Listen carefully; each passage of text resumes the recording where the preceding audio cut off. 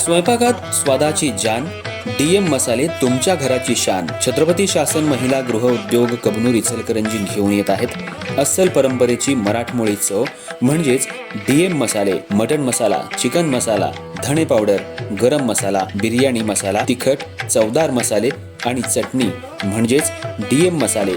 तर आजच आपल्या जेवणाची रंगत वाढवण्यासाठी केमिकल विरहित डीएम मसाले, गृहिणींच्या मनातले मसाले आणि चटणी अवश्य वापरा.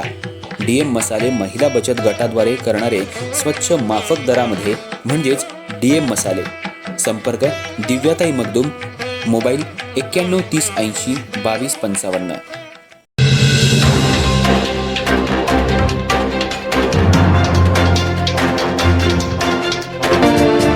18 मार्च 2010 रोजी सरकारच्या धान्यापासून दारू बनवण्याच्या धोरणाविरोधात तसंच रेशन दुकानात सर्वांना 35 किलो धान्य मिळावं या मागणीसाठी विनापरवाना प्रांत कार्यालयावर मोर्चा काढला.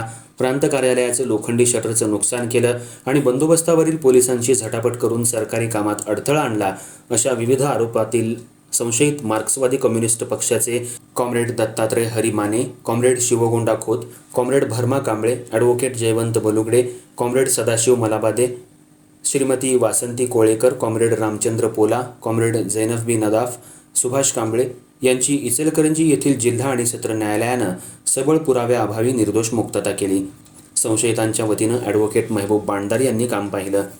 18 मार्च 2010 रोजी उपरोक्त संशयित आरोपी आणि मार्क्सवादी कम्युनिस्ट पक्षाचे 100 ते 150 लोक यांनी प्रांत कार्यालयावर मोर्चा काढला, नुकसान केलं आणि शासकीय कामात अडथळा आणला अशा आशयाची फिर्याद पोलीस कॉन्स्टेबल नामदेव चव्हाण यांनी शिवाजीनगर पोलीस स्टेशन इथं दिली होती.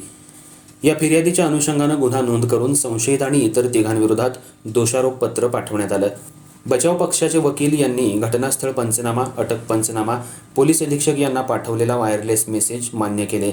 फिर्याद उशिरा दाखल केली आहे.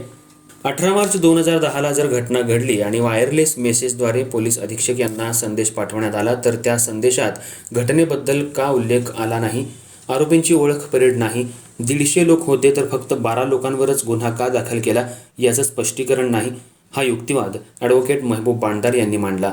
हा युक्तिवाद उलट तपास आणि अपुरा पुरावा या कारणांचा संयुक्तिकपणे विचार करून न्यायालयानं उपरोक्त सर्व संशयितांची निर्दोष मुक्तता केली.